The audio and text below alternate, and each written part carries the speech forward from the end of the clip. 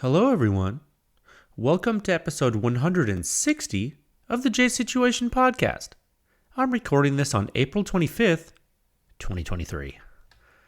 Boy, oh boy, oh boy. How are all you wonderful folks doing? I hope you're doing well.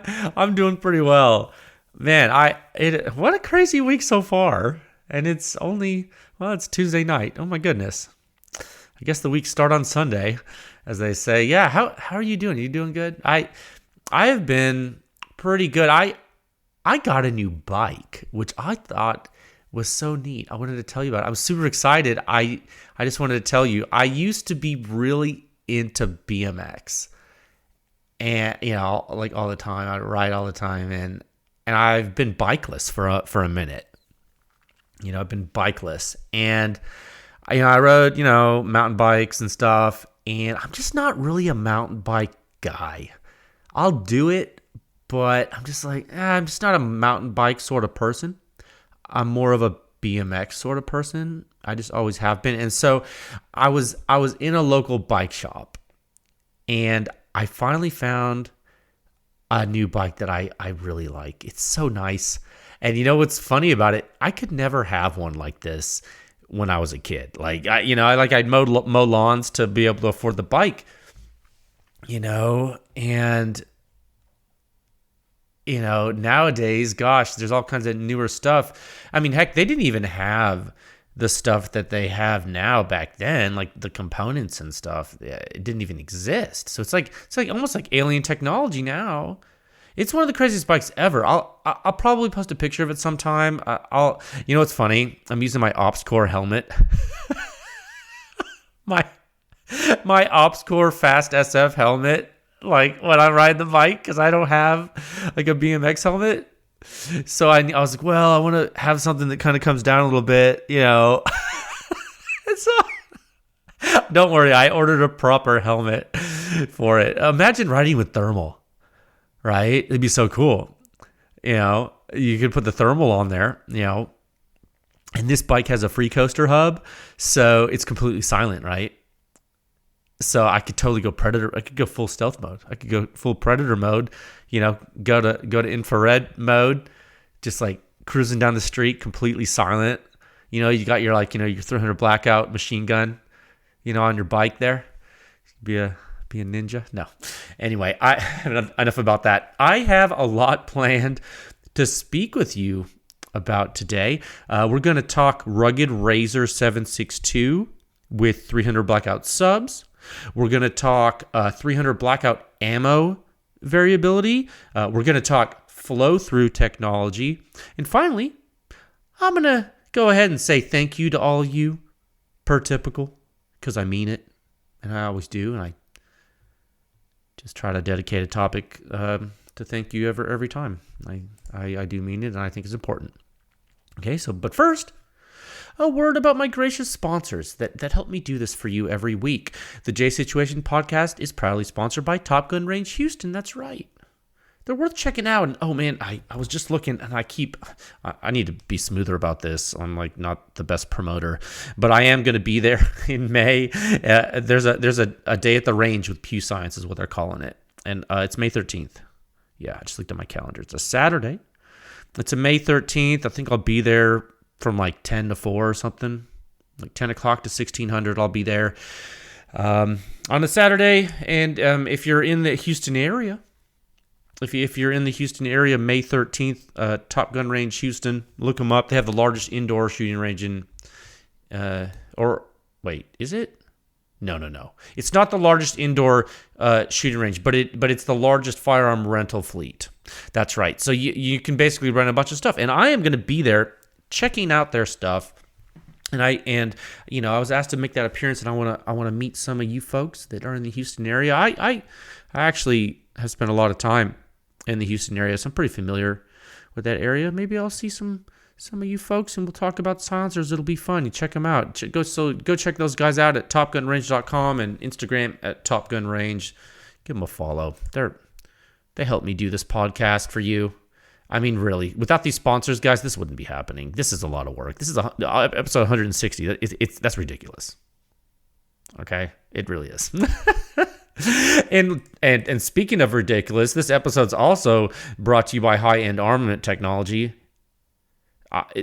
When I talk about ridiculous, you don't even understand.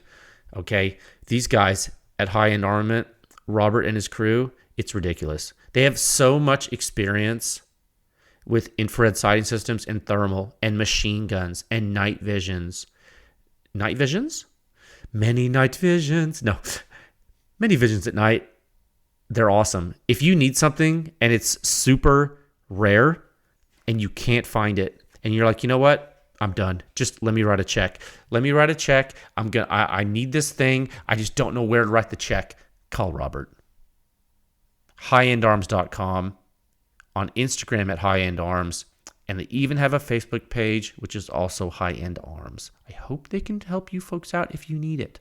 Tell them Jay sent you. I'm telling you, it's like the wolf in Pulp Fiction.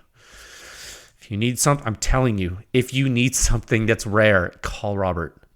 I know it sounds weird. Trust me.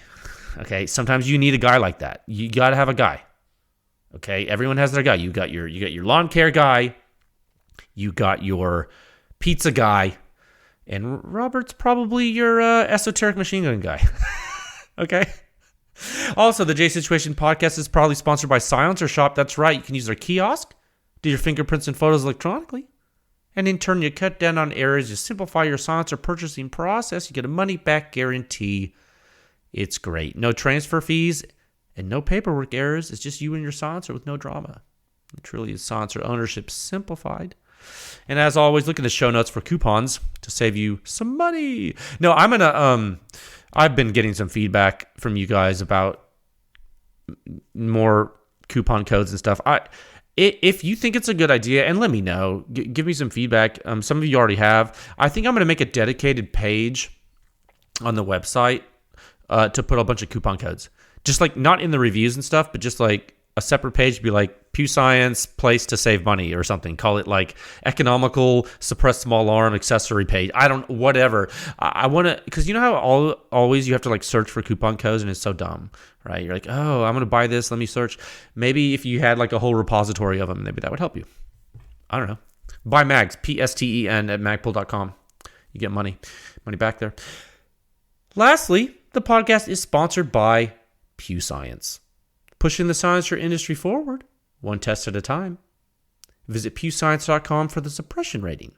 It is the simplest and the most accurate hearing safe rating for your suppressed small arms, and it's based on true human inner ear response from the entire gunshot before combustion takes place all the way until all the combustion is gone.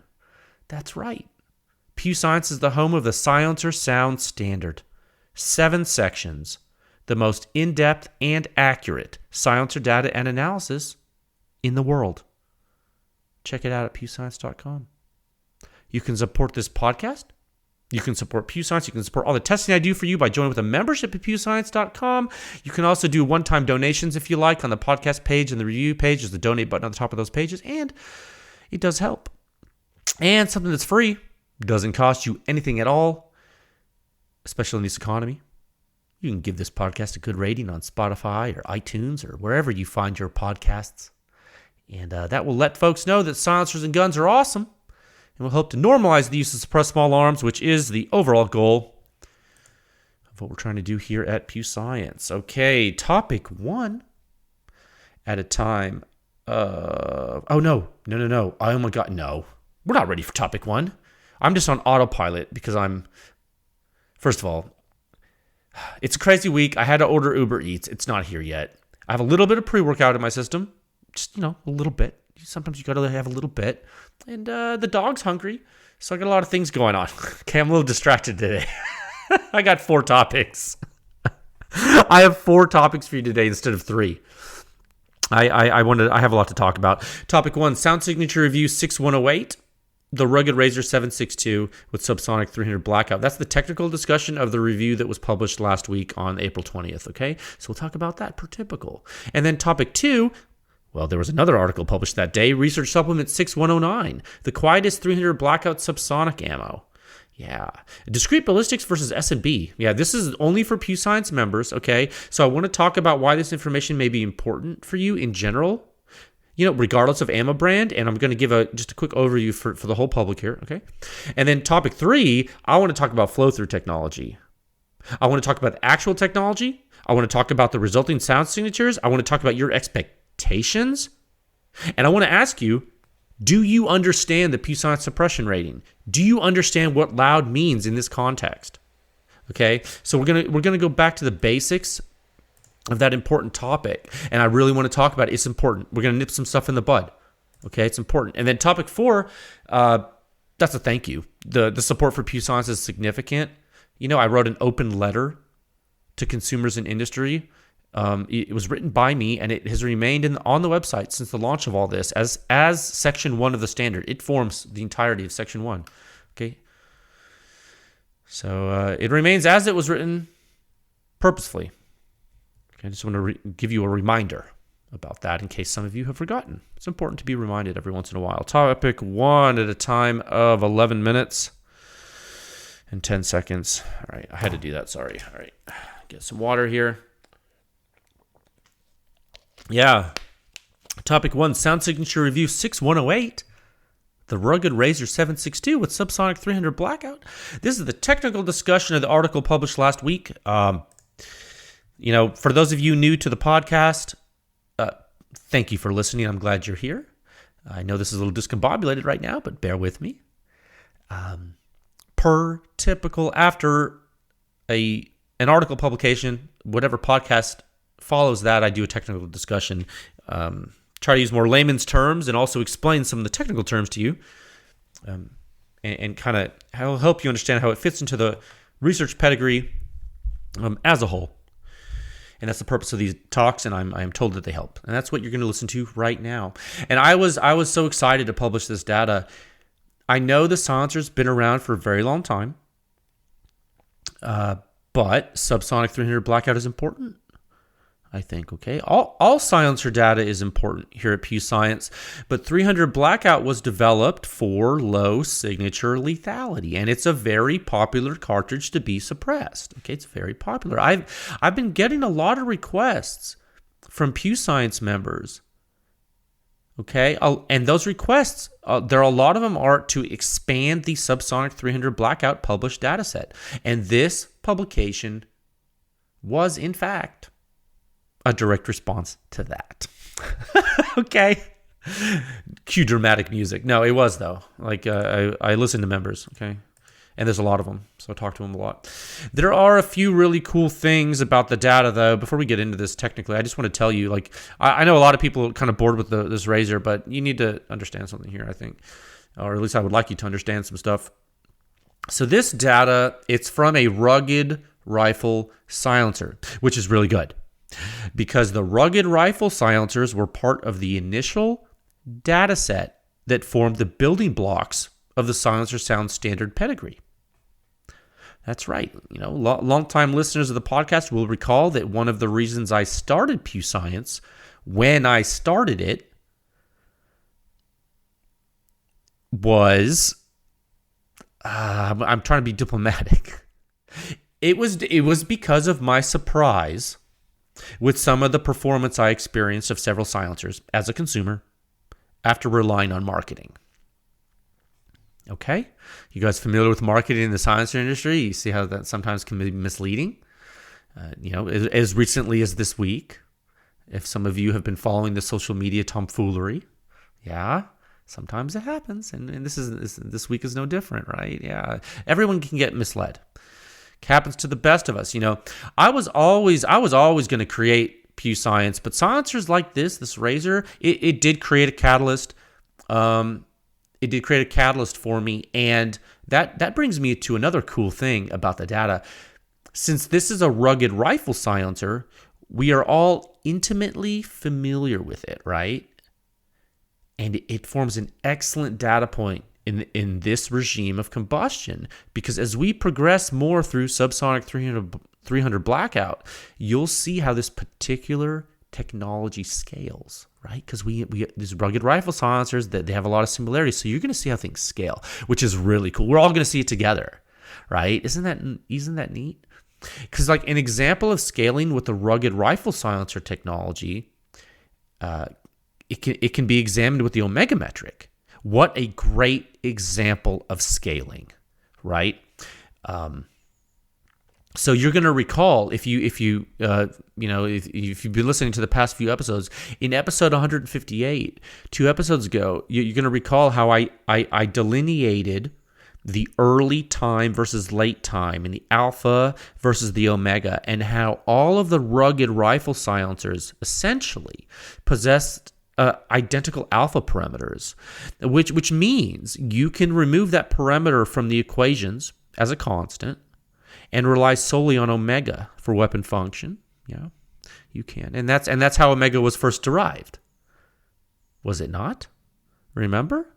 The rugged rifle silencers. You remember? They're one of the simplest cases for empirical derivation of flow restriction due to the identical nature of the silencer blast chambers and the identical nature of the mounting interfaces. You see, with minute changes here and there, but what an excellent technical gem. A technical case study given to us by the silencer gods. The pure happenstance of the rugged rifle silencers existing in their form provided the basis for which we discovered simplified parameters to be derived from the externally measured waveforms in an open source fashion that anyone can reproduce if they choose to put forth the effort to do so, just like Section 1 of the Silencer Sound Standard tells you from the very beginning. The words are my words, and they're written right there. Another really cool thing about this data, and I promise I'm going to get to the actual data in a second. I just got to tell you this stuff. Another really cool thing about this data is that this is my personal silencer. That's right. So I have tested it with a lot of different weapons and a lot of different ammunition. Yeah. In fact, when I was researching subsonic 300 blackout ammunition to select for the standard, I used the Razor in some of those trials. I did. And you guys are in luck because I collected a lot of data when I did that. And in the next topic on the podcast here, I'm going to speak about it. That's right. Because simultaneously with this Razor publication, I released research for members. And that member research contains data that is at least 3 to 4 years old. Okay. It has data with S&B 300 blackout, which is one of the most prolific loads you can buy. It's a commercial cartridge. So that's good data for you. Okay. So we're going to talk about that in the next topic. Okay. I just wanted to tell you that's why another reason why this data is great. So I mean, those are some reasons why I think this data is really cool. And what's something I talk about a lot on this podcast, me speaking to a microphone like a lunatic. What do I talk about a lot? I talk about data utility. Yeah. What is going to help the most people? How is it going to help?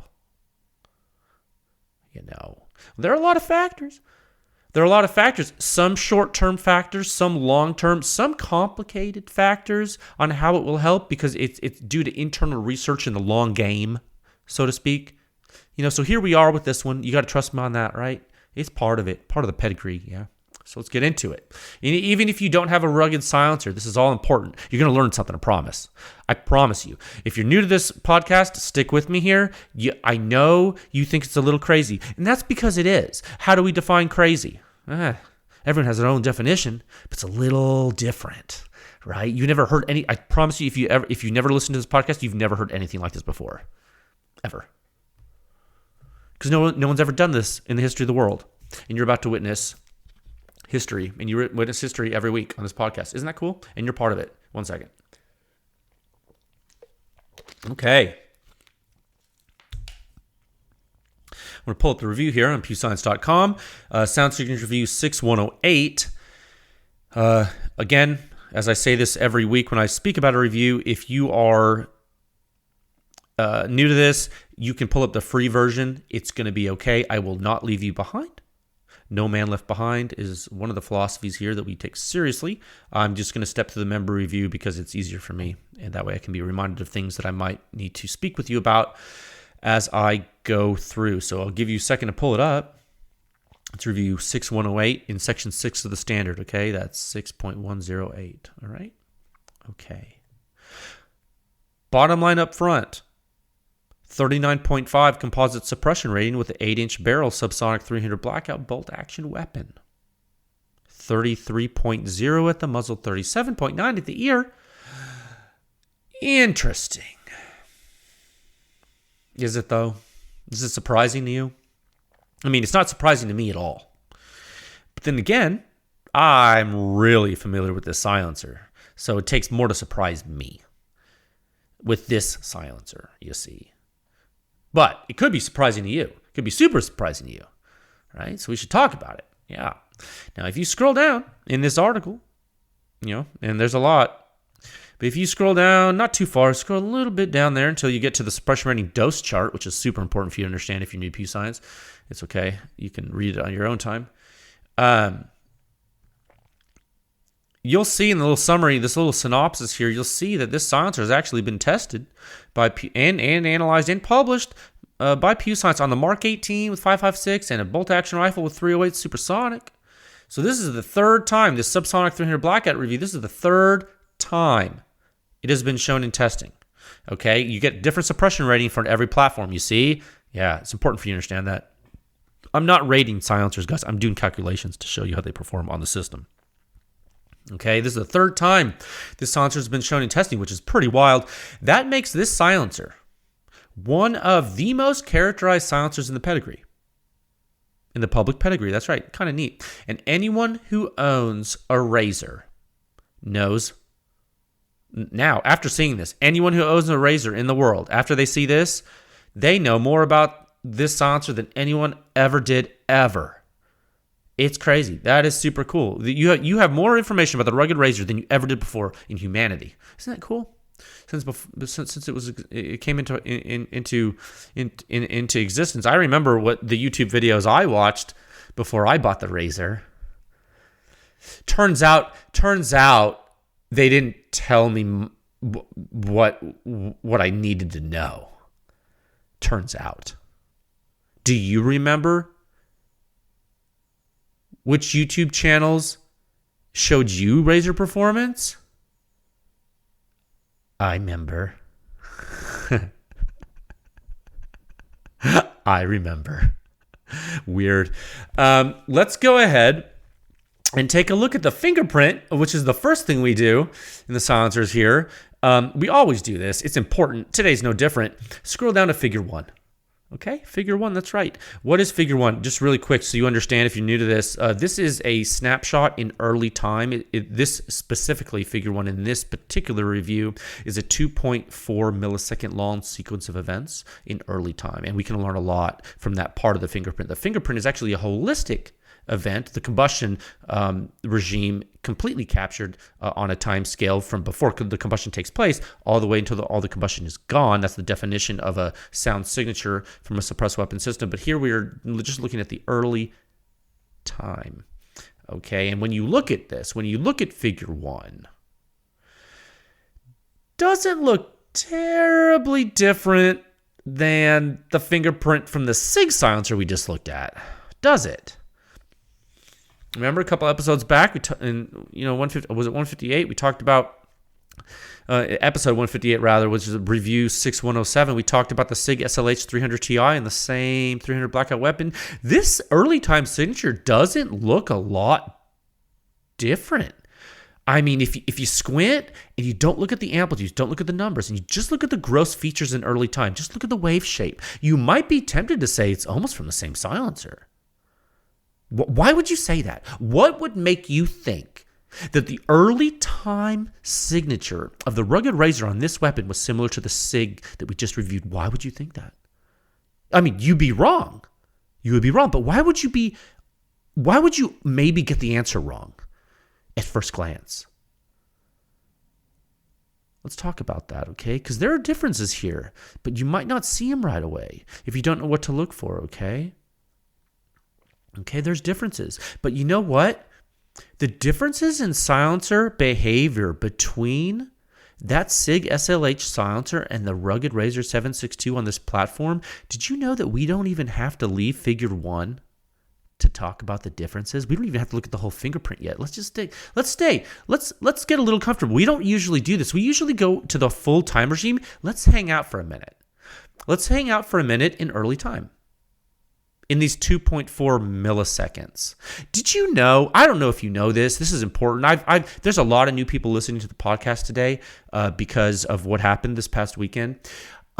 Did you know that sometimes people use sound meters that have a response time that is so slow that they can't even respond in the time it would take to look at this entire fingerprint in figure 1 from 28.8 milliseconds to 31.2, which is 2.4 milliseconds long. Did you know that? Did you know that some sound meters are so slow that this entire thing would be missed and you wouldn't even see it? And even if it were fast enough, they wouldn't plot it. And even if they did plot it, they wouldn't show you. So you see the layers of the onion we're peeling back right now, guys? If you're new to this, I need you to really listen to what I'm saying. You need to start with section 1 of the standard, which is my open letter to the industry and consumers, and you need to read it all the way until section 7. You don't need to read all the articles in section 6 yet, obviously, because there's 109 of them, and you can't possibly read that in one sitting. It's not good for you.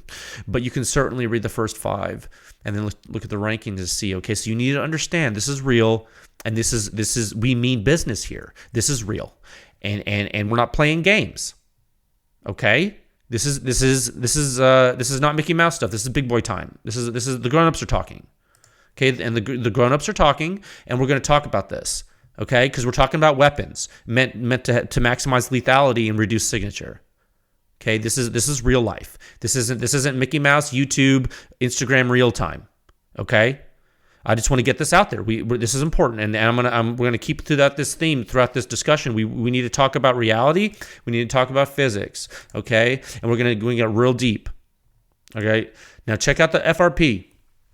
Check out the FRP first jet here, okay? And I'm sorry if I seem a little aggressive right now. It's because we're at that point again, and it's time to have a little come to Jesus. Time to have a little come to Jesus. All right. Look at the okay, and this has nothing to do with rugged. All right. So check out the first FRP jet here, and look how long it takes the primary jet to form out of the silencer. Okay, it takes a little bit longer. You see that first FRP jet, then you have a little gap in time, and then you get that boom. Then you get that primary jet. Then you get that primary jet and peak FRP. Okay, and then you get that latent jet. I labeled it latent jetting. You get that latent jetting, and see how it gradually diminishes gradually. Okay, it is if you I'm telling you, squint your eyes, draw a curve, make a slope. It's gradually diminishing. Now, if you were to go back to the SIG review, let me hold on 1 minute. I'm gonna pull that up. Let me go to the member. I just opened another tab. Bear with me. Okay, 107. Boom. I have the SIG SLH 300 Ti review open as well. So if you were to go back to the SIG silencer review from the previous publication, you will notice that the SIG, and we're going to look at figure 1 again in both reviews, okay? Still early time. We're not even looking at holistic combustion yet. We're only looking at early time. If you look at the SIG silencer in early time, you'll notice that the SIG silencer not only forms primary jetting more quickly, but it decays more quickly. Yes, it does. The rugged Razor tries to do what the SIG silencer is doing.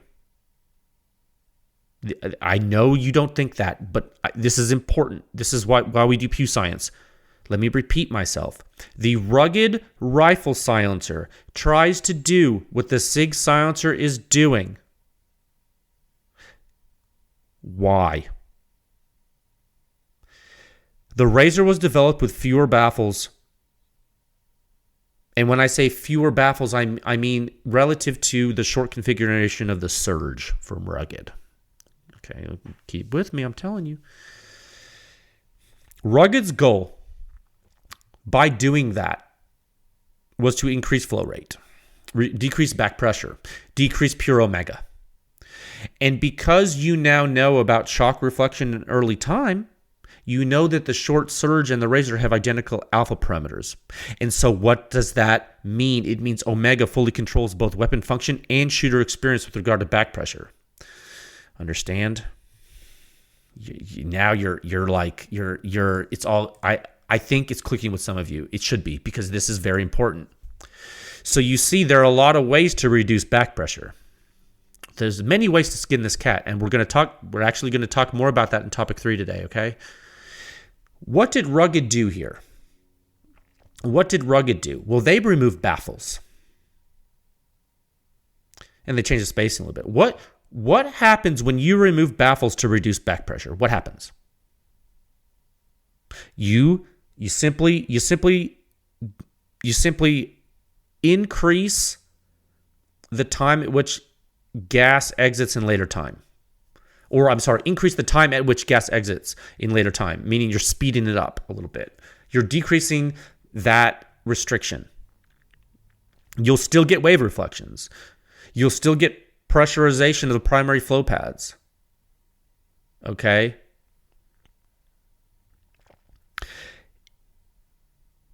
You will increase the gross flow rate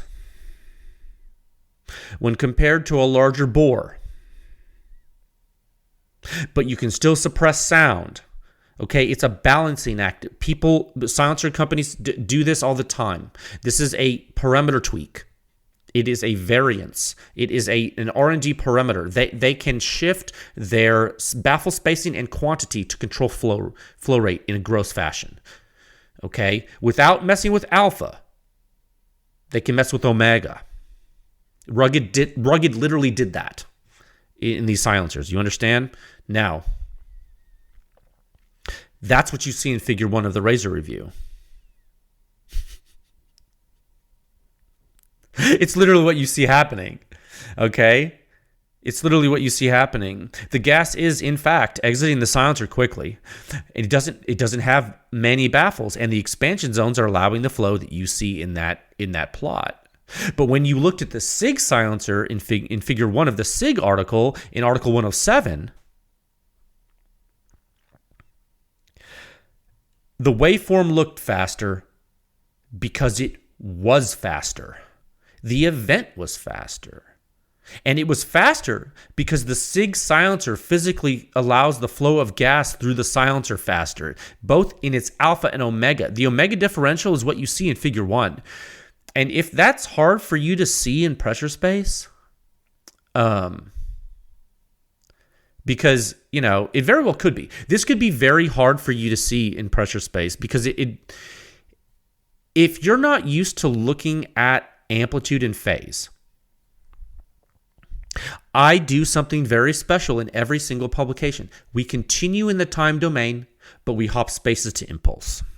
Momentum transfer potential of the wave. That's right. Momentum transfer potential of the wave. So what we're going to do now, we're going to be back in the Razor762 article after Figure 1. We're going to scroll down. But what we're going to do is we're going to scroll all the way down. We're going to skip these words. We're going to skip Figure 2. We're going to go all the way to Figure 3. Okay? We skip Figure 2. That's holistic pressure space. We'll come back to that in a second, but I want to complete this thought with Figure 3, okay? Okay, so look at Figure 3. What do you see? You see a relatively steep rise to maximum peak positive phase impulse.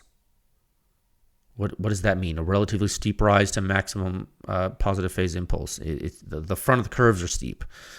Okay? It's relatively steep. You see a certain decay rate after the peak. Why do you see that decay rate? Do you know what that means? Why does it decay? Let's talk about it. It's a decrease in gas momentum. What does that mean? Let's go back to basics. What does it mean? It means the particles are no longer being compressed faster than they are relaxing. Physically, that's what that means. Okay, it's what we call molecular relaxation. Literally. The medium is cooling. You understand? When you compress air with a wave, that is what you're doing. The particles get close together. When they decompress faster than they compress, you get relaxation.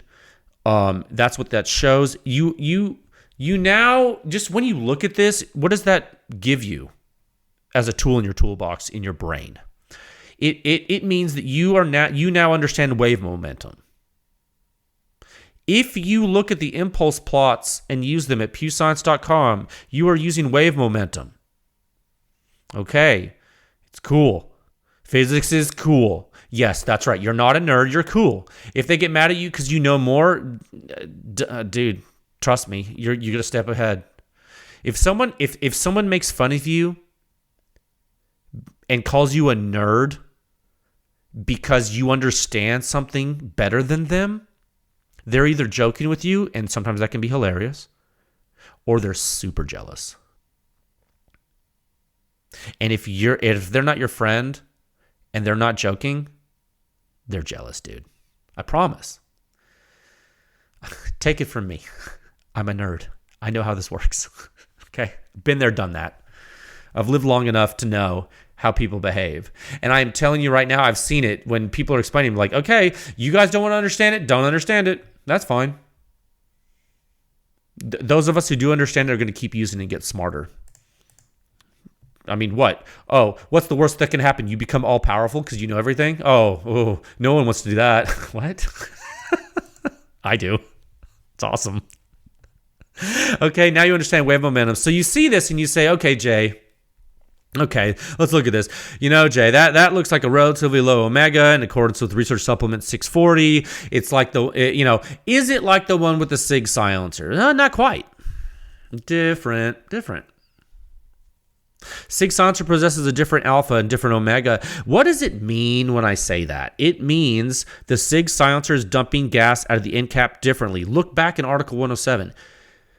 When you see the silencer, the SIG silencer dumping gas, look how quick the relaxation happens in the impulse waveforms. When you get a stall, and then that continues, that SIG silencer, it is screaming. It is screaming in the beginning. Okay, that alpha is cooking, and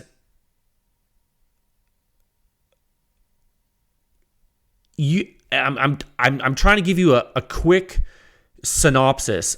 I would say the simplest way to say this, a characteristic differential, a best way to explain this would be, you're now seeing the difference between high annular flow rate or multipath flow and single path flow. The rugged Razor employs one of the most primitive ways of increasing flow rate, the removal of baffles. The SIG silencer uses a more advanced method, direct venting to annulus with progressive porting and distal venting to atmosphere, supplementary to the primary orifice. It's a mouthful, right? But different physics, different silencer, different behavior, you understand? Different physics, different silencer, different behavior. Okay? It's different. Not all silencers are the same. Stop saying it. It's not true. Different. Okay, you see what I mean, Jelly Bean? Have I even said the word decibel? Nope. That's the first time I said it on the podcast. We're 38 minutes in. Decibel. Stop saying it. It's enough. Enough. You're wasting your time, and no one's learning anything, and you're ruining the industry. Okay? We're not going to let you ruin it anymore. 3 years of this is to protect people. Okay? We haven't even talked about a decibel. You don't need to. You have the suppression rating. You know the hearing damage risk potential. You have the waveforms. You have the article text to understand the flow rate. You have a ton of information already, and we haven't even dug deep into the dang article yet. And that's the power of every single article you can read for free right now. All right, let's go on. Let's circle back to figure 2. You think I forgot? Because I didn't. No. There's a big difference. Look at figure 2. There's a big difference here from the SIG silencer. The Razor has some significant first-round pop. It's a short silencer. What does it do? It uses reduction of baffles to achieve high flow rate. What happens when you give more access to air before the first shot and you don't quench that combustion efficiently, what happens? Well, you get a more significant pressure pulse out of the silencer with extra burning. That's right. You don't have enough baffles to help you. You're helpless. You're helpless to stop the FRP. It's the end. Game over. Okay? And then what happens in figure 2? You see it happen really early in time. It's way more significant. So much so that when you look at the early time impulse in figure 3 that we just looked at, if you go back to impulse space, the early time jetting forms a larger early time impulse peak, and it's way early, fam. That's right. Not typical. It's not typical for this baffle design, turns out. The rugged silencers have actually an excellent baffle. They have an excellent baffle. But it's not the baffle. It's not the baffle that's doing that, guys. Okay. The reason it happens is because of the way the Razor is built. It's not the baffle. It's the amount of baffles and where they are in the silencer. What does that mean? It means the FRP is allowed to bystanders, turns out. That's what it means. Now, it doesn't always happen like that. All right? Doesn't always happen like that because sometimes extra combustion doing this isn't necessarily more hazardous. It just sounds different. Okay? But in this case, it is more hazardous due to the way it's coming out. Yeah, not a lot of baffles. No. And it's significantly more hazardous, actually. It's loud on this platform during the first shot. Members, PEW Science members, check out the shooter's ear data for more information about the shooter experience. If you're shooting the gun, that's where I explain it. Okay? I'm sorry. I'm not frustrated with you. I'm just... It's just been one of those weeks. Okay. Let me get some water 1 second. He's mad. He sounds unhinged. It's distracting. Well, don't listen to it then. It's like... Okay. It's like... You know, you can only push a guy so far. You know? What, you want me to build a killdozer? You know, like, what do you want me to do? You push a guy so far. You pushed me so far. I made a website called PEW Science, and I wrote 109 articles. You think this is rational? All right. So let's do a really useful thing now. I'm serious. Let's do a really useful thing now and compare the performance of the Razor on this platform to all of the other published data set with 300 blackout subsonic. You're like, oh my God, we can do that. You're like, absolutely we can. It's already in the article. It's in figure 6. It's already there. It's public. It's free. It's free for you. Okay? In figure, let me make this bigger on my screen. Hold on. I gotta be able to see it. 1 second. Okay. So, where did I put the Razor on this chart? In this article, the chart's in no particular order. I placed the Razor762 near the silencers closest to its performance level. I wanted you to... this is important. And the reason sometimes I do this because I know how I'm going to discuss it with you. It's a tool for your understanding. This is just a prompt for me to explain things. That's all this is, guys. At the end of the day, that's all these articles are. It's just a teaching tool. It should not be surprising to you where the Razor762 is sitting on this chart. This should be consistent with your understanding now that you know how the silencer behaves after we have spoken about it. After we have spoken about this data, after I have explained it to you without even talking about what... I didn't mention a number of decibels once. You should understand how the silencer works, okay? We're talking about gas flow. I'm telling you, you got to look at the dimension of time or you're never going to understand silencers ever, and you're going to spend 30 years of your career doing something. You'll end up on YouTube being used as a pawn in a video, and everyone's going to cry about it. And people will be sad for you if you don't listen to this, if you don't look at the time regime. If you don't understand time, you'll never understand dynamic phenomena. Okay? It's not water through a hose, and it's not a CO2 canister in your BB gun. Okay? It's not static pressure. This is dynamic events. So when you look at figure 6, and you understand how the silencer behaves after we've spoken about it, and it's consistent with your understanding, when you look at this chart, you see the data on the plots. Look, every single plot that's in the review above figure 6, blank out the vertical axis, take all the numbers off. Take all the numbers off of the plots. All of them. Don't even look at the numbers, just look at the shapes of the waves. When you see the data and you look at this chart, it makes sense. This is what we call pedigree. Okay, this is consistent data, consistent analysis, consistent results. If there were inconsistencies, you would see them. Look, 33 at the muzzle. What does that mean? Basically like a Resonator K, which was tested with a YHM brake. Okay, makes sense. Basically like a Surefire SOCOM 762 RC2 super high flow rate silencer. Makes sense. Basically like the SIG silencer you just saw. Super high flow rate. Makes sense. The RC2 and the SIG, both full size, both high flow rate. What does that mean? Their signature severity is on par with the smaller silencer with a flow rate that's high due to primitive methods. Resonator and Razor762, I'm looking in your direction. You see the scaling difference? You see this, guys? You see how loudness differential results from not only size but technology? This is all recorded in the standard. This is not the first time we've done this. When I'm speaking to you on April 25th, 2023, this is not the first time. It didn't just happen. It didn't just get presented for people to decide if they could understand it or not, or if they wanted to peer review it. It didn't just happen. Okay? Look at this, Omega 9K, Silencer Co. Omega 9K. All things considered, does pretty good, doesn't it? Pretty damn good on Subsonic 300 Blackout here, right? All things considered, really actually outclasses the Razor when you think about it, considering the size of the Omega 9K on 300 Blackout. Okay, what about flow rate? You want to talk about that? Okay. Well, we know, and this is going to be a tongue twister for you because I coined the term Omega for something derived from the original Omega baffle, and just so happens the Silencer Co. Omega 9K is also named Omega. But what I'm going to tell you is we know the Omega of the Omega 9K might be kind of low, but what about the Alpha? And I'm sorry if that's confusing to you new PEW Science people, but it's a vernacular we coined in 158. Go really listen to that, okay?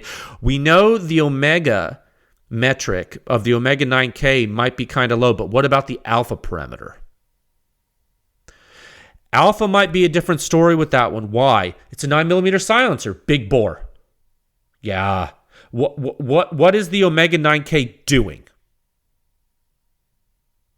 What is it doing? You can go pull up the review if you want. It's review 662, I think. What does it do? I'm keeping the same context. What is the Omega 9K doing? Okay, it's increasing flow rate on 300 Blackout by increasing bore size, but not by removing baffles. We mentioned what SIG did. You know what Surefire does with the porting. We said what the Razor did by removing baffles. The Silencer Co. Omega 9K did it by having a bigger hole. Is that the whole story of weapon function? Absolutely not. The Alpha's probably different, but the overall gas flow out of the silencer, the gas flow rate rather, it can tell you a lot, and that it turns out can correlate highly to suppression in this regime. Okay, let me say this again, so maybe I don't want you to miss this. The rate at which peak positive phase impulse is achieved out of the distal orifice of a silencer in the free field can correlate highly to suppression in this regime. Why? Because the primary mechanism is trapping gas for quiet time. Quiet time, USA, population U. Why? It's subsonic land and what traditional silencers have done. This is now I'm telling you with this review, and I made a mistake. I didn't do more 300 Blackout Subsonic earlier, and I shoulda, because it's probably one of the basic building blocks you need to understand before you got to walk before you can run. And if you don't understand subsonic suppression first, supersonic's not going to work for you. Okay. Because now when you see this discussion today, You have the full story of why silencer design stagnated for a long time in the industry. Why? Folks tried to apply subsonic suppression characteristics to supersonic suppression cases, and they had to keep making changes until it worked. Okay? Instead of just starting from a clean slate, instead of that, you got these tweak, and they turned 100 million knobs, and now you can see the evolution. You're getting pieces of the puzzle now. You got charts you can compare. This is one-to-one comparison. The suppression rating scales between every system. The suppression rating is comparable on every system to each other. It is on the same space. Remember, if you want to get very technical and you want to go into the silencer sound standard and you want to read the sentences where I said you have to map PI spaces to hop spaces because you can not play in the same PI space with a different wave function. If you think you can compare peak dB to peak dB across different silencers and across different combustion regimes and get loudness and then make a testing standard with that, you're wrong. It doesn't work because you can't hop spaces. You need to map the spaces. You need different PI space. That's how PI curves work. It's how they worked before silencers were tested. And it's going to work after silencers cease to exist because it's physics. Okay? And that's why the suppression rating works, and that's why it's important. It's because it is a PI space decoder ring. It lets you hop PI space. It is the only metric that lets you do that. And that's the only reason the suppression rating works. So if you plotted all the peak dB you wanted and all the impulse and you plotted suppression rating on the other axis, you're not going to get a 1-to-1. Because you're not in the same PI space, guys. Okay? It's in the silencer sound standard. It's been written for 3 years. It's on my website. You can read what I'm saying in different words. Okay, so when I said we needed a tertiary simplified peer-reviewed metric to map the spaces, I meant it. And that's what the silencer sound standard does, and that's what the suppression rating is. Okay, so let's keep going. What else on the chart similar to the Razor762? The HXQD 762 is louder than the Razor762. Why? Why is the HXQD 762 from OSS or Huxworks louder than the Razor762? It's the method of flow rate increase. That's right. Alpha and Omega are way too low on that silencer for this combustion regime, son. It's literally flow through. The SIG silencer is not flow through. Okay, now flow through is a patented method of high flow rate. We'll talk about that in topic 3. Okay, let's keep going. All right, wait, actually, 1 second, is my food here? I'm losing my mind, hold on. I know I'm upset, but... Oh, yeah, okay, 1 minute. I'll be right back. All right, sorry about that, guys, I'm back. Okay, 1 second, what was I talking about? Oh, right. My anger.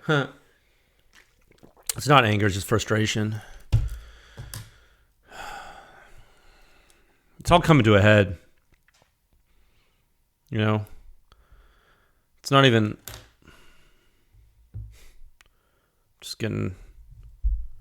It's only a matter of time before... You know, I don't know. It's going to be bad. I think this is a good data set. The Razor762... I think it's really good. I learned a lot when I wrote this article for you guys. I learned a lot.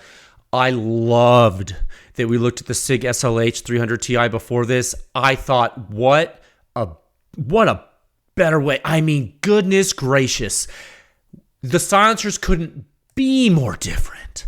And the similarities you see in the early time fingerprint is so important. And then the holistic signature being so different. Oh my God, what a case study. What a case study. What a case study between all the rugged silencers together and how they perform that you'll see later in the subsonic regime, to the SIG SLH 300 Ti, to the SRD series from SIG, and the difference is the full Nelson, the Hyperion, the SOCOM stuff, the 300 SPS, the RC2. It is just, we're understanding so much about this technology. We're finally characterizing it so the entire world can understand how it works in a consistent way. And instead of joyous celebration for monumental research progress furthering the state of practice beyond what it's ever been before in the silencer industry, we have bad actors to deal with. Not on my watch. Okay? And right now I want to tell you, this is important. The Razor is a solid silencer. Is it the quietest silencer? No. It's not. Is it the silencer with the lowest back pressure? Absolutely not. Is it the cheapest silencer? It is not the cheapest silencer either. I actually don't know how much it costs, but I guarantee it's not the cheapest one because it's too nice to be that cheap. Is it the most modern silencer? Absolutely not. Clear it's not. We already talked about the technology in it. But it's high quality. In my opinion, it looks cool. It's got adaptable end caps. It's got a great mount. It works all the time, really. Company has great customer service. Should anything go wrong, which probably won't. It's like one of those Maytag washing machine commercials. The thing doesn't break, dude. These things are tanks. So that's my subjective opinion about the Razor. You can rest assured if you use it, it's not going to fly off of your gun or blow up and hurt somebody. That's a pretty good feeling, I think, for a safety device. So that's cool. If you have one, like I do, I use it in good health. I like it. I like it on the Razor. I think it's cool. You can do a lot worse than the Razor762, guys. You can do so much worse, a lot worse. There's levels to this, and rugged rifle silencers are nowhere near the bottom level of silencers, guys. They're nowhere near. They're not even. You can't even see the bottom. You can't even see the bottom if you're hanging out with rugged rifle silencers. The bottom's not even in your view. Okay? Do not be upset if you own one of these. Now, with the caveat, if you're upset that you own one because you were promised performance that was much higher than what's shown in the data and analysis on the website, if whoever sold you the silencer told you it was going to perform way better than what the objective data shows, and that's why you're mad, well, yeah, then you have a right to be upset. Because you're literally me. I'm you. We're the same person. So how did I handle that? How did I handle being misled? How did I handle it? Jay, what did I do? How did I take my toys and go home? What did I do to fix the problem? I made PEW Science. I literally created a company and changed the entire industry because of it. That's what I do. That's how I respond to problems. I fix them. The Razor is one of the reasons PEW Science launched in 2020, and I hope you find that informative. Okay? I like rugged. I think they're cool. This isn't a knock on rugged. All right? This is me telling you what I had to do to stop this type of thing from happening globally.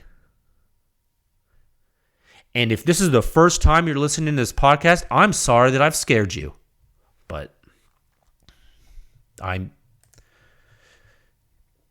if you know me, I'm generally a very nice person. I don't usually yell at people. And I'm sorry if I yelled. So now let's talk about how ammo can completely change things if you aren't careful. In topic 2. Okay, we'll talk about that in topic 2 at a time of 59 minutes and 28 seconds. Oh my God, I lost my mind. Oh, my dog's going to cry. I know, baby, I'm going to feed you in a second. The dog. Hey, no, hey, don't. She's nipping at me. Hey, No, it's not playtime. You gotta, baby. I know. I'm gonna eat with you. It's gonna be cool. Mrs. PEW Science is out of town at a work thing. All right, all right. Yeah, you go hang out over there, and I'm gonna finish this podcast. All right. Freaking dog. She's like, this is BS. She's like, I saw your food. She's like, I smelled your food get delivered. I'm hungry, and it is way past her dinner time. It's like, what is it, like 8:30? Yeah, she usually eats way earlier than this. Okay. Okay. Topic two at a time. Yeah, I already did it. 59 seconds. Yeah, we're already listening to it. Research supplement 6109. The Quietest 300 blackout subsonic ammunition. Discreet Ballistics versus S&B. It's a member thing. I'm not going to go super in depth here. Let me pull it up on my computer screen. Man, this is really cool. I was like super happy that I could publish this for you guys. I thought it was really, really interesting. All right.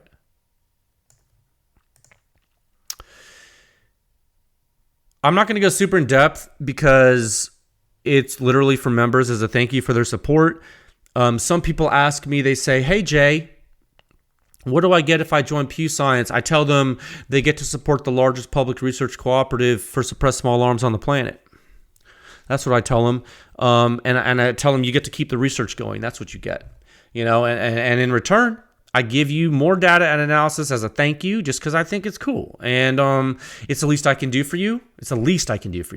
And so if you're a pro or advanced member, I also give you priority email support too. That's another thing you get. All right. So there's some benefits to being a member, right? You get to have PEW Science exist. You get articles like this. And if you're a pro or advanced member, you get first in line to talk to me about technical things. You get one-on-one consulting without paying an hourly rate for a licensed professional engineer to talk to you about your weapon systems. Where else are you going to get that? Where else are you going to get that? Nowhere but PEW Science. So that's what you get. Okay, cool. Now then, supplement 109. Basically, if you haven't read this, it's a comparison of S&B ammo with discrete ballistics ammo, both subsonic 300 blackout, right? Spoiler alert, ammo makes a difference to signature. Weird. No. Sometimes the difference can be more significant than you think. Let me tell you a little story. When I was testing different subsonic 300 blackout loads to use, I wanted to go with something easily available. Actually, that was my first thought. I was like, oh man, I got to go with something everyone has, right? I tested a lot of stuff. I settled on discrete ballistics. I did. And because at the time I wasn't sure if it was a kind of a multifaceted problem. I wasn't sure if I was going to use hunting rounds that expanded and compare the signature, and I didn't want to deviate too much if I was going to do that, and subsonically, that is.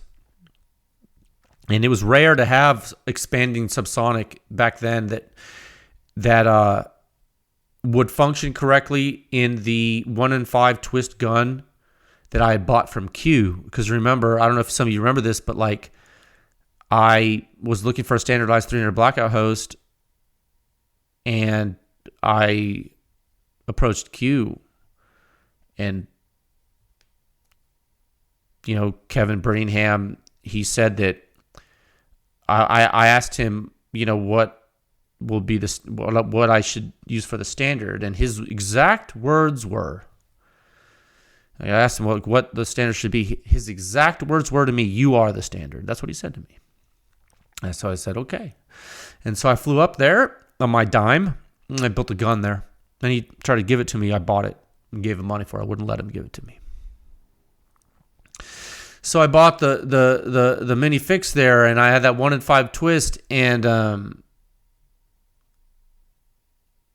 I wanted to make sure the bullets didn't come apart. And Discreet Ballistics, was using the 1-in-5 a lot, and I was like, okay, this is before like a lot of the other barrel companies even made the barrels in 1-in-5, and I was like, well, I'm gonna test Discreet because I know I can scale the research with different projectiles that are going to be like applicable to defense, and the signature is going to be the same, and da da da da. So when doing that, I ended up testing more loads that were commercial, and S&B was like really out there, right? Especially at the time. Their 200 grain bullet load was like, I mean, and I think it is still one of the most prolific commercial 300 blackout, subsonic 300 blackout cartridges you can get. And I have a lot of it, actually. And I tested a bunch of it, and dang, man, you know, the difference. I mean, the Discreet was really consistent. So it's important you know what can happen when you use an ammunition like S&B. I'm not picking on S&B. I'm just saying it's important that you know what can happen when you deviate from ammunition type to ammunition type. And so what this research supplement does for members is it goes through the signature differences in a very in-depth way. I think if you're a reloader or if you're looking for quiet 300 blackout ammunition, you'll probably find this article informative. It uses the rugged Razor762 we just talked about a lot in the examination. You get unsuppressed and suppressed information for ammunition comparison. I myself use this type of data when selecting the ammo type for the standard. It's basically internal PEW Science research before 300 blackout test data was published. That's how old this data is. It is from the archives. It is from years and years ago. This data is so old. But I thought it was topical, especially since I was releasing the Razor762 300 blackout data. And it fit real nicely. Adverbs have an ly. He doesn't know grammar. Yeah. So I hope it helps, dude. I decided to share it with members because I think it's important you see it. So that's the story about that, how that happened. Okay. Thanks for your support. I do mean it, guys. Okay. All right. Topic 3, a time of 1 hour, 7 minutes, and 25 seconds. Let me get a drink of water. I'm about to. I feel like I'm about to yell at you again. The next topic. It's not that I'm yelling at you. It's that I'm yelling with you.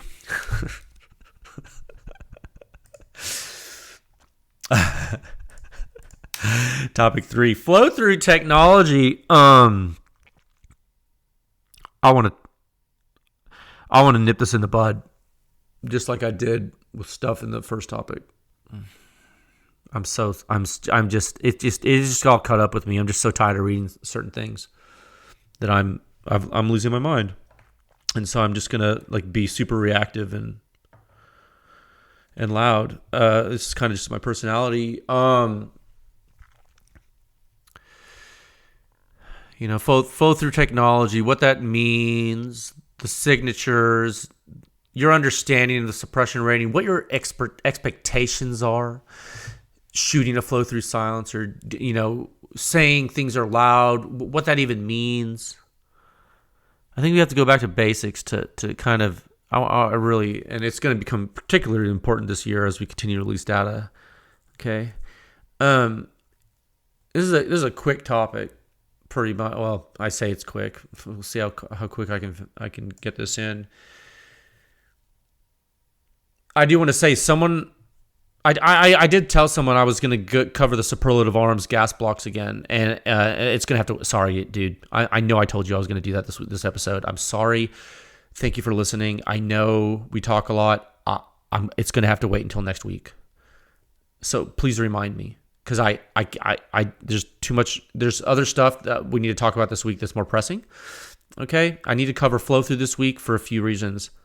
I promise I have not forgotten about covering the superlative stuff again. I know it's been a while since I've spoken about the superlative arm stuff, but please bear with me this week while I hit some stuff about flow through, and then we'll reconvene on that. Okay.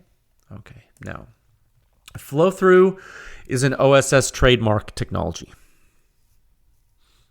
Full stop. Okay? The company is now using the name Huxworks. I don't care. Whatever you want to call them, I don't care. I don't care. What I want to tell you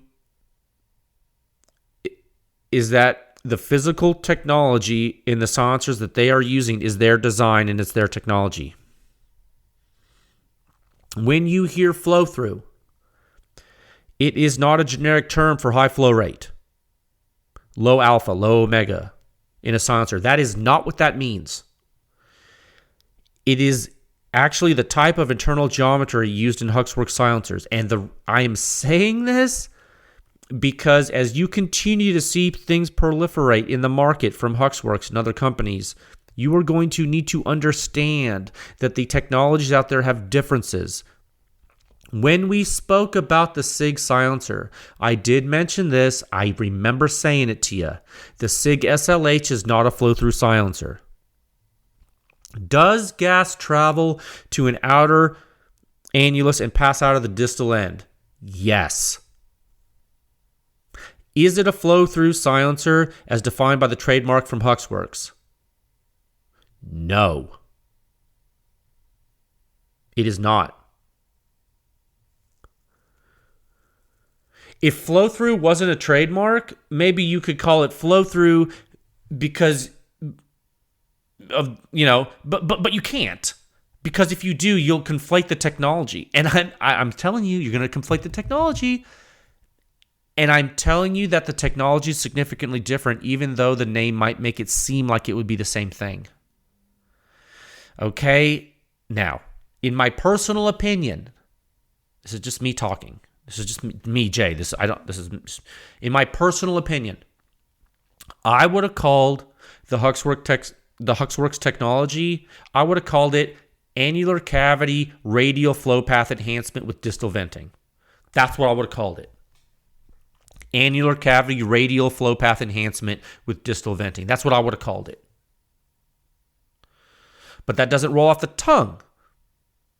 Right? It doesn't roll off the tongue as fast. So that's probably why they didn't say it. I don't know why people name things what they name it. Probably because it's easier to say. I don't know, dude. But this right here, this first part of this topic right here, that was just administrative. I wanted to get that out of the way. I want to make sure for the record people know that. I think I'm doing my due diligence for the state of practice to tell you about that. I think it's important. Okay, that's a surprise tool that is going to help you later, I promise. Okay. One second. I need some water. Now, if you have shot a flow-through silencer on a supersonic weapon,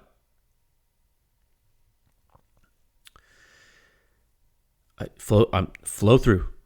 Yes, I said it. If you have shot a flow-through silencer on a supersonic weapon, you have experienced boomy signature. Okay? If you have shot a flow-through silencer on a subsonic weapon, you have experienced a severely boomy signature. How do we know this? How could I possibly say, do I know you? Do I call you at home?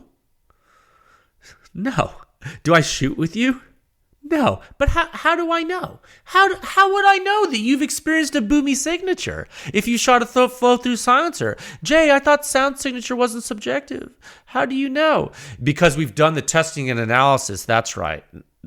Look, if you're a PEW Science member and you've read any of the research supplements that have included an OSS or a Huxworks silencer, and you've looked at the in-depth data, you see the boomy characteristics of the signature.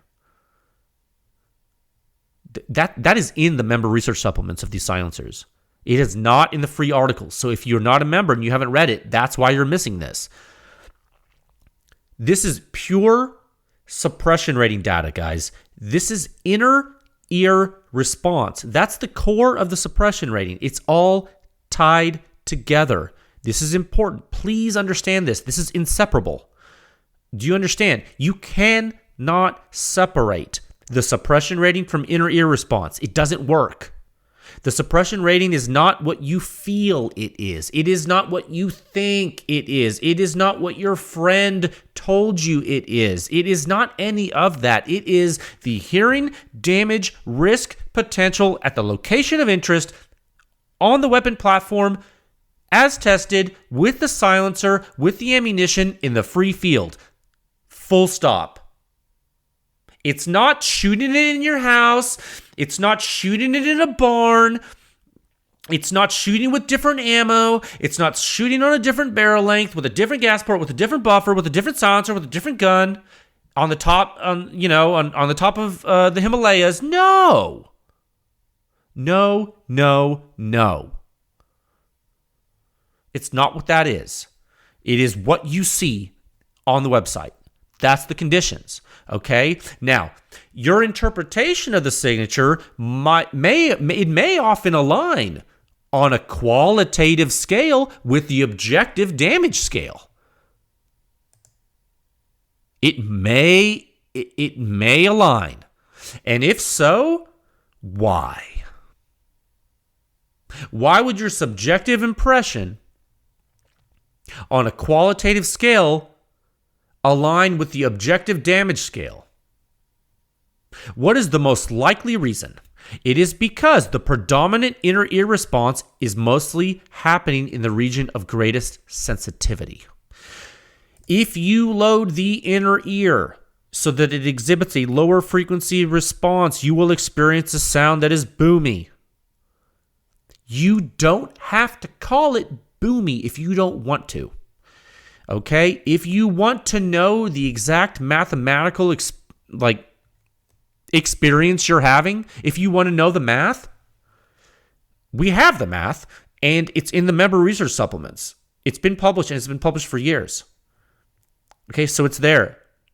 The reason I'm telling you this is because you don't get to pick and choose. I know I've spent this whole time yelling at you guys. I'm sorry, but I have to say this. You don't get to pick and choose what's correct here. Okay? The suppression rating is computed the same way every time from the measured data. It is not a guess. I do not rate a silencer. I do not pick a rating. I calculate it the same way every time. It is checked and double checked and triple checked. When I read a comment from a person on the internet who has never ever spoken with me, they've never ever emailed me, they've never called me, they've never messaged me, and they say something like, I want to see a video of Jay testing because a lot of his data is right, but I don't agree with this data. That's the most nonsensical thing I've ever heard in my life. Okay? First of all, what makes you think a video would show you how I calculate things? You want me to film the computer when I do the calcs? Get out of here, dude. No one in the world's going to do that for you, ever. So stop asking for that. Secondly, why would I compute the rating differently? Why would I do that? What would be the benefit to me long-term at PEW Science to do that? Not only would it do me no good, it would do my clients no good either. Okay? And regarding clients or non-clients, I've been publishing OSS silencer data before they were even clients or even knew who I was. You know why OSS or Huxworks is a client now? If you've just joined us, welcome. Thank you for listening to the podcast. Do you know why Huxworks is a client? Because I was the only one in the world to validate this publicly, that their silencers could even do anything, and they flew me up to Utah so I could tour their facility and look at their test data, and we did peer review together. Yeah. Uh-oh, it's been peer-reviewed. Yeah, the OSS isn't the only ones. Spoiler alert, PEW Science data is peer-reviewed. Oops. Yeah, guys. Okay? This is real. All right? If you are saying what you're saying about the Huxworks data and you haven't read the members' research supplements and you haven't contacted me and you're like, if all of that is true, there's two possibilities here. There's only two. There's only two possibilities. You're either being stubborn or you're lying. Okay? Only two options. You can contact me. I am the easiest person in the entire industry to get a hold of. You can contact me and we'll talk and I'll explain the data if you're stubborn. And if that's not it, then just stop lying, dude. Those are your only two options to do the right thing. Just be better. Okay, because right now, you're calling me a liar. And you want me to show you a video to prove to you that I'm doing something you think I'm not doing when you don't even know what you would look for if I filmed it? Dude, a video would do nothing for you, bro. A video would not at all. The analysis tells you an order of magnitude more. If you don't understand the analysis, what, you think the video is going to tell you more? That's it. I'm telling you guys, if you buy a flow-through silencer and you think it's going to sound like the other silencers, you're in for you're going to be disappointed. If you buy a flow-through silencer and you think it is going to sound like other silencers, you are going to be disappointed. It will not sound like the other silencers sound. It's going to sound boomy, guys. If you think that means loud, fine. Call it purple monkey elephant gumdrops if you want. I don't care what you call it. But PEW Science uses the suppression rating, which is defined in Section 5 of the standard. And that's how PEW Science defines loud and quiet objectively. Full stop. You can call it whatever you want. I don't care what you call it. I call it loud or quiet based on the suppression rating. Hearing damage risk potential to the shooter and bystanders. That's it. Full stop. Now, you shoot it next to a wall? We don't know that yet. We don't know what happens. You don't have that test data from me. You might have shot your Huxworks silencer on an AR next to a wall and thought it was hurting your ears. Great. You just tested yourself. You just tested a suppressed small arm weapon system on yourself without hearing protection. I hope you have good health insurance. Cool. Not my problem. Okay? In the free field, which is mil standard, that's the data on PEW Science. That's that hearing damage risk potential we've already quantified with the suppression rating. That's that data. We already have that. Oh, and by the way, just so you know, the Silencer Sound Standard is the only publicly available test data published in accordance with the mil standard that exists. And the Silencer Sound Standard meets and exceeds the mil standard in many ways. Also, the Silencer Sound Standard at pewscience.com corrects the errors that are in the mil standard. That's right. And if you don't believe me, you read both. And furthermore, if you're qualified to do it, you will see. You will see how it works. Okay, guys, be careful. You're going to have a bad time.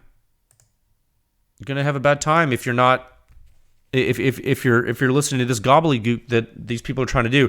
You know, big shout out. I want to give a big shout out right now to Lucas at T-Rex Arms. And some people don't like him. I don't care. Lucas at T-Rex Arms. You know what he does? He cares.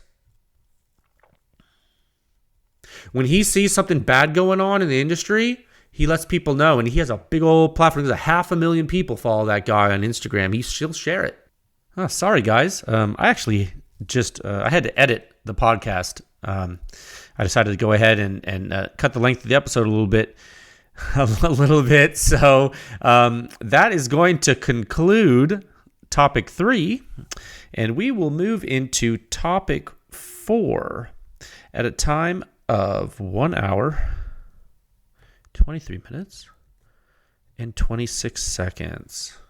You know, I usually don't have to edit the podcast, but I just... Oh my goodness gracious. Man, thank you so much for all the support. The support for PEW Science is really significant. You know, there are a lot of new followers of PEW Science on social media this week, and we got a few more members as well. Due to the popularity of the effort, folks know where to come to get the best data and analysis, and that's because of all of you. You know, it does take a village. When I launched the standard, I wrote down why I did it. I did. That's in section 1. It's in section 1 of the standard. It's an open letter to all of you. I've read it on the podcast before, so I'm not going to go into it again. But just know I mean what I said. Okay, I mean what I said in the letter. It's always going to be there. The standard is what it is, okay? It's been the standard now for over 3 years. It'll be the standard for 3 more and 3 more after that. I might take a short break here a little bit. I need a quick vacation, okay? I've been going pretty hard. I know that I've been keeping a good publication schedule for you guys publicly, and I've also been doing a lot of testing behind the scenes and analysis, so I'm getting pretty tired. But we have a lot of more data coming for you. A lot of great testing has been going on, and I hope you enjoyed this episode. Thanks for listening. I hope that it wasn't too aggressive for you. It's not always aggressive like this. It's just there were a lot of important points that I was very passionate about today, and that's kind of how I am. Okay, so thank you for sticking with me through the journey. It's really cool to see the mount research that's going on recently on Reddit. A shout out to that gentleman doing the SCAR research. He's helping so many people. Isn't that cool? It's so neat with the Helios QD. Go follow that guy if you want. I forgot his name, but he's doing on the r/NFA subreddit. He's doing a good job. So that's been awesome to watch. Yeah. Okay, so please have a great rest of your week. I can't wait. I'll ride my bike, not tonight because I don't have any night riding stuff. I'd get hit by a car or something, but maybe tomorrow I'm gonna ride my bike. I'm excited about it. Okay, I'll talk with you folks again soon. All right, bye.